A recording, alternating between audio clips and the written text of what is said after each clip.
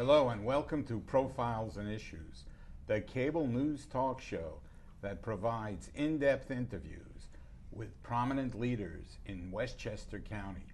I'm your host, Dennis Rudin. Join us each month on Cablevision, Channel 75, Verizon Fios, Channel 34, or on your computer or iPhone on YouTube.com and www.greenbergny.com. Go to the left-hand green side of the website page and press Public Access TV on demand to view the broadcast right away. We want to make the program interactive with you, the audience, so please email us at profile.issue@yahoo.com. Let us know your opinion about the program and the issues presented. We have a special treat for you tonight.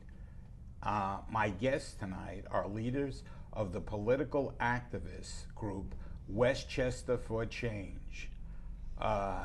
We have on my left Susan Van Dolson, welcome, and then we have Myra Sal and Diane Torstrup. Got that, right? Okay, terrific. This is a political action group. What was the motivation for starting the group? Anybody want to volunteer first? Well, yes, I'll start with that. Our background.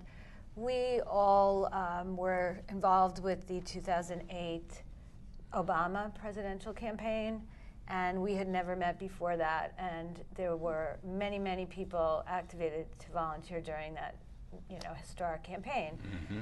During the campaign, we did so many different grassroots, actions, going to Pennsylvania, making many, many phone calls. We set up huge phone banks all over the county, especially toward the end, get out the vote. And we really meshed as a group, a lot of the volunteers. So we decided that we'd like to continue to work together. We're all volunteers, and one of our main goals was to try to further the Obama legislative agenda, beginning with the healthcare reform, which was our first issue. So we formed back then, and we set up a Facebook group and have grown since. We work with many, many other local progressive organizations in Westchester, and we're from all over the county. Our original core group was more on the Sound Shore area, although the three of us are actually from different communities. We're not too far in the northern end of the county, but many of our people are spread throughout parts of the county. You could mention the general geographic area if you want. Well, Westchester for Change is really all of the county. So we've really looked at it as a way to further the progressive agenda on a grassroots level by involving people in issues. Federal was our first, healthcare and financial reform, and then we basically moved into other issues, which my other colleagues will discuss with you. But it really came out of a very strong desire to continue the grassroots movement that Barack Obama encouraged people to further, and to work as a group together because we enjoyed each other's company. And it was actually fun to do some of these things when we got along well. So it's actually social also. Yeah, I mean, I have to say, it has to have a component of social fun to it. And we did develop friendships as we were working, canvassing together, driving back and forth to Pennsylvania every weekend. You build a nice kind of relationship. So we felt very strongly that we wanted to keep that going for our group and to expand into a larger organization. Now, the theme, I guess, of the program I felt was relevant was political empowerment. I think the average person, who has to work a job or even two jobs, whatever, or they have children that are in the growing up stages, they feel overwhelmed. They don't have time to go through the New York Times, maybe on Sunday, but they've got to get to work. And people that are regular working class people also. You know, the news can be overwhelming at times. Then they have things called fake news, real news. People at times don't know which is which. So, how do you empower the people? Because, you know, many people may even be registered to vote and some may not. And even those that are educated, how do you keep them up on the issues and everything? Well, we've tried several ways to keep people interested in politics, but one of the things I want to say at the beginning is that in terms of at the beginning, the people who, the founders of our group, we have a mission statement, and part of that is to educate people about issues. So we don't want to just go out there and willy-nilly do an action without trying to make sure that the people who are going to volunteer understand the issues. And also, we're very concerned about making connections with public officials so that we're effective.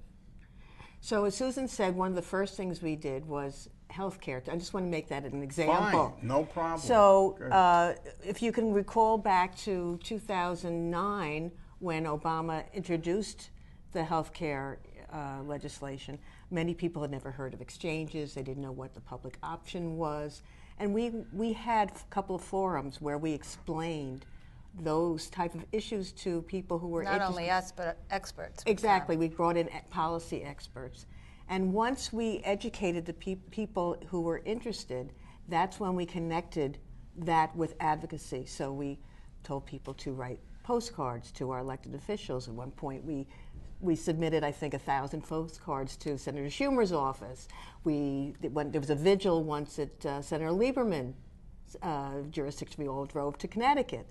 We wrote letters to the editor. So we kept on moving the ball forward on the issue. Is your group partly responsible for the lively town board meetings that the county executive is currently experiencing? Yes, where they ask questions. Yes. We were actually called on at some of those. You asked before about being, because I was a single parent, working parent, and I think basically to empower people, they have to have priorities, and because people don't have tons of time, so you really have to let people know the issues and help them to select an issue that's most important to them. And it could be just making a phone call. That's political action too. You don't have to be out in the streets. Yeah. So then what you're saying is if a person is elderly or handicapped, Sure.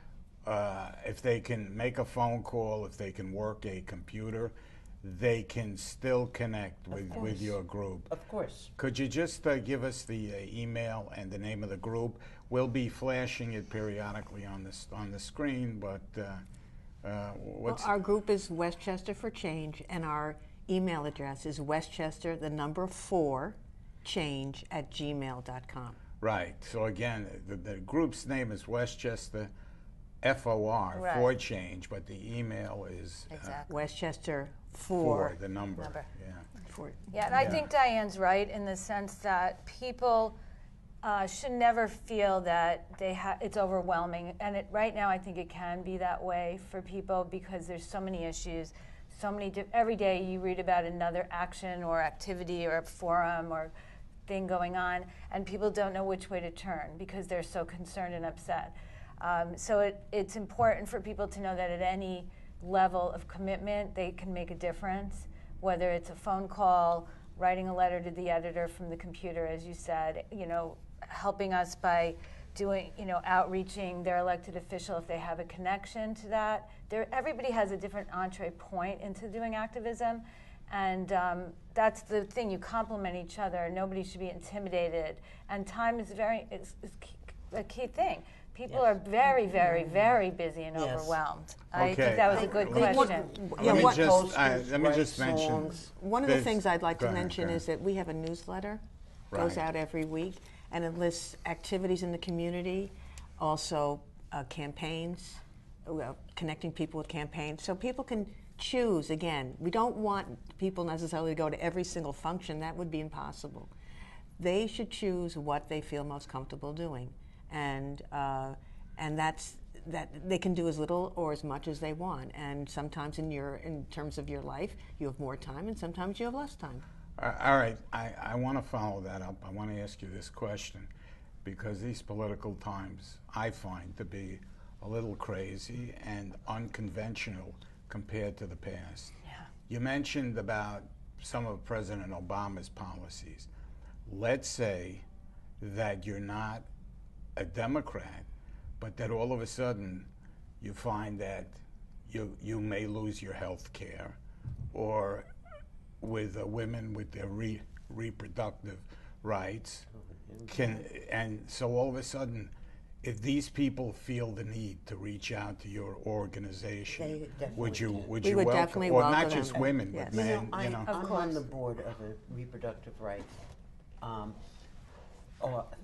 we are nonpartisan. We have members. We even have Conservative Party members, and Right. people who choose to believe that a woman has the right to choose. Anybody can join or work on any issue. It doesn't have to be.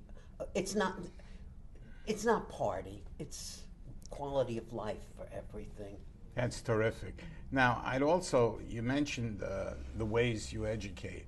Could just give me an example of formats.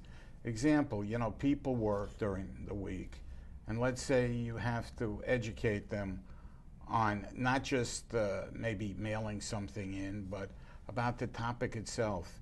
Do you have workshops on the weekends, or what are the different formats that you use to reach out to people? Well, most of the time we have had programs at night or during the weekend. We don't really particularly have programs during the day. So if someone is interested in one of our forums or our workshops, that's certainly doable. We tape them also, so you can get them online. Exactly. Oh, Yes. that's fantastic. Yes. I mean, one of the things we held recently, because so many people have decided that they want to become active since the November election, we had to use a shorthand, like a Civics 101 presentation about 6 weeks ago, and that was taped, so that's accessible, and That was the one where you went over the That's where- basic that's functions where you Exactly. met us. of the Yes. government. Right. Yes. That is very relevant. And I say that because a lot of people don't understand. And again, I respect however people voted this past presidential election, but people that I've spoken to, some of them have said to me, well, he promised me a job and I haven't worked, but I didn't know that all of these other things were going to happen, that it was going to, that the environment and other programs were going to be cut. Or he says he's not raising taxes, but I didn't know that the bus transportation that I rely on is going to be cut. Exactly. I mean, these are the nuances that I think many average citizens just don't understand. And I'm not saying this in a pompous way. It's just it's a game. Right. It's played, and I think we have to educate people how to read through that. Well, one of the things I think that our group is trying to foster is awareness of the different levels of government and how they affect our lives. So, yes, we had a presidential election. Many people, ourselves included, were not happy with the results. And there's there's federal legislation that goes through Congress, and we have a state government. But we also have here in Westchester our own local government, county government, and these officials are very accessible to us. They are downtown White Plains, and you can make an appointment with them, and you can call on them on the phone and even talk to them. And they want to hear from their constituents, and you can have a direct impact at a local level far more than you may think. Have you reached out to either independents or Republican office holders to come and Yes. to your meetings and to stand up for their policies? Well, my legislator is David Gelfarb. I'm in a Republican district now, Okay. in the county legislator. And I've repeatedly spoken with him, asked him to come. Every Monday, we are part of a group called the Westchester Social Justice Community that we actually initiated, as Westchester for Change called a meeting of all these progressive leaders together in January, and we started to put these events together. And I asked him, I said, do you support a particular bill, the immigration protection bill? And he and I discussed it. And I said, you know, if you want to come to one of our Justice Monday events, it's right around the corner from his office. And some of the other legislators have spoken. He has not. He has not committed to that. So yes, I would say most definitely we've reached out to other people besides the Democrats in the legislature, for sure. And they definitely, and I've reached out to one on the gun issue because I had worked with her at a school in Mount Vernon, and I thought that, you know, that this would resonate with her because it was a South Side Mount Vernon school, and I did reach out to her on the gun issue, but she voted with her party. Do you want to explain about the gun? To continue to have gun shows. But to piggyback on something Myra said, people have to realize this 2017 election is really important. In November, we will be voting in Westchester County for the county legislature as well as for our county executive. And really, we do have to make a difference in this county. You know, we really have to change the direction that the county is moving in. One of the things, I hadn't planned to ask this, but you know, we have a free-flowing dialogue, and I'm curious if you have any method, any plan to handle this. Since the Senate and Congress passed that law that corporations are considered people and that they can donate any amount of money, and you know, I'm not saying just the Republicans take the money, the Democrats too. Do you think that has corrupted the system that we're under? It's had a very pernicious effect on elections. Definitely. Absolutely. Yes, there's I mean, no question. there are definitely people who have enormous sums of money at their disposal. We're talking about certain billionaire people, you know, who owned corporations, the Koch brothers particularly, and they are definitely trying to use that to influence the policy of the United States. But yeah, last month we had a terrific lady in from Food and Water Watch, and she brought charts and graphs showing former representatives. We didn't want to go after people currently in office, but the amounts of money that they paid these people to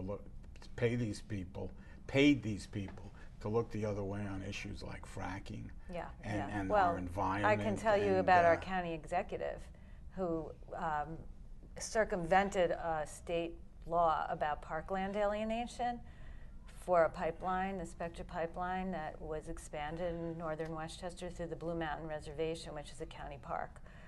And it's on the record that he has received donations from the fossil fuel industry. I actually asked him straight to his face, and he wouldn't answer my question. He talked about somebody else receiving money, but he didn't answer that he did receive money from the fossil fuel industry, and specifically that company through a backdoor way. So there's no doubt that it's influencing policy, that funding of campaigns is a huge issue. However, we're the people, and we still, as grassroots activists, still want to believe that we have the strength to push what's right, and that, you know, to bring out these issues in these cases, on these shows. And so what you're saying is the reason why we have such a great shift in the concentration of wealth.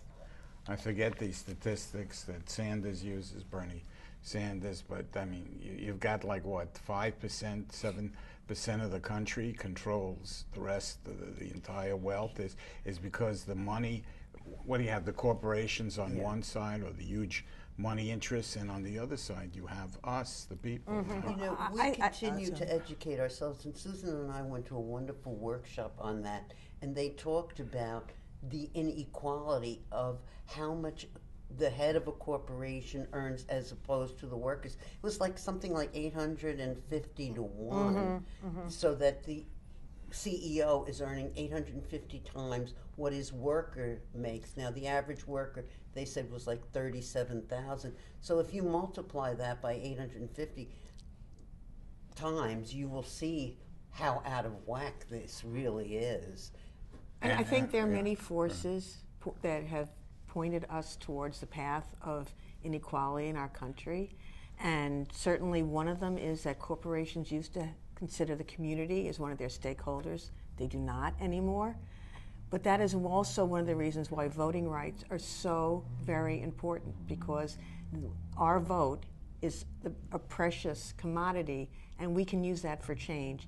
And that's one of the things that we have been advocating for is voting rights, voting liberalization. Participation in yes, voting. and New York State has one of the lowest participation rates in voting in the United States. But you opened up another question, which came to my mind. You know, this thing about gerrymandering. Yes. It's ridiculous. Yes. California passed a law where no longer the politicians decide the boundaries, but they have a civilian commission. Oh, that's great. Who does it. Yeah, that's good. Maybe we can, I know it's not going to happen tomorrow, but if we got something like that, I mean, you know, just to give a quick example, I've lived in Westchester most of my adult life. When Nita Lowy first got in, she represented, you know, all of Westchester or most of it in her congressional district.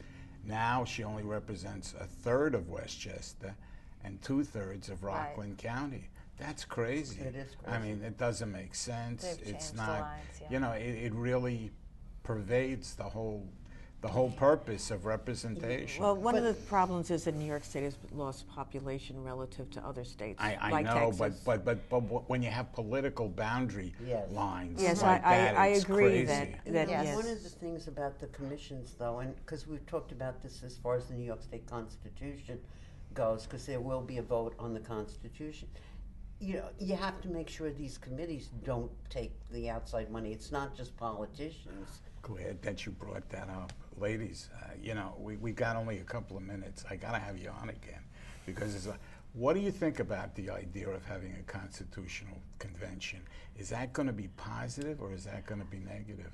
The problem is that certain interest groups can utilize that and for their own ends, and I think that, frankly, it's a dangerous situation to open up every single issue in the New York State Constitution for review.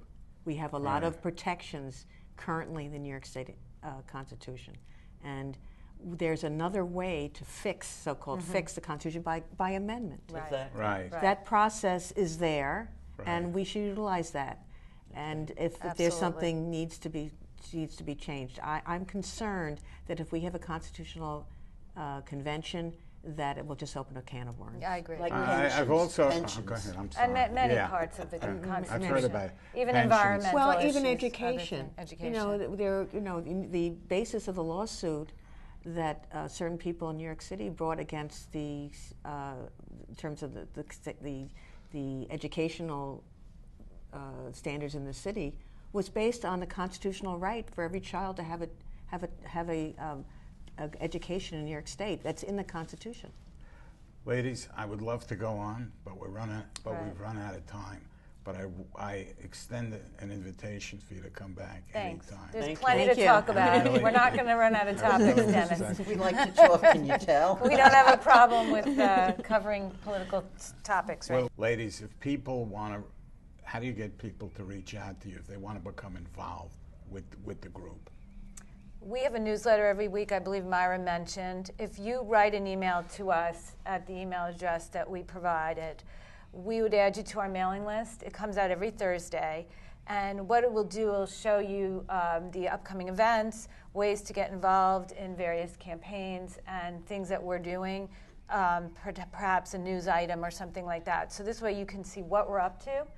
And we are every Monday at the moment continuing with Justice Mondays at noon at the Renaissance Plaza in White Plains, along with Westpac and many other organizations in the Westchester social justice community. So people can do that. We also are on Facebook, and you can look up our Facebook group and join. And hopefully, you know, we would love to have you come to our next event. And we are participating in the Westchester Social Forum in New Rochelle at New Rochelle High School on May 20th. So that's another opportunity to find us at our table there.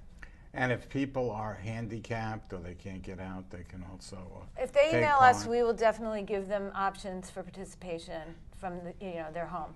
That's terrific. Any other? Well, This Diane? Monday, this show will not be shown, but some of the issues we've done on Justice Mondays affect everyone. We've done gun shows. We've done We didn't do a gun show. We opposed the gun we show. opposed gun shows, of course. Immigrant rights, Affordable housing, healthcare, education, immigration, environment, several times. environment, you right. mentioned. Education several times. Yeah. So Yeah. these we're multifaceted All social justice in Right. our Aren't you going to issues. have multiple speakers also at that Michelle High School? And Yes. if anyone Yes, would like to yes, speak yes. and is an expert in the field, we would definitely like Yes. to hear from them. At Yes. Justice Mondays. Okay, ladies, thank you again for coming on Profiles and Issues. I'd like to make the following comment before closing. The purpose of this program is to educate, motivate, and empower citizens to have a voice in how their government operates.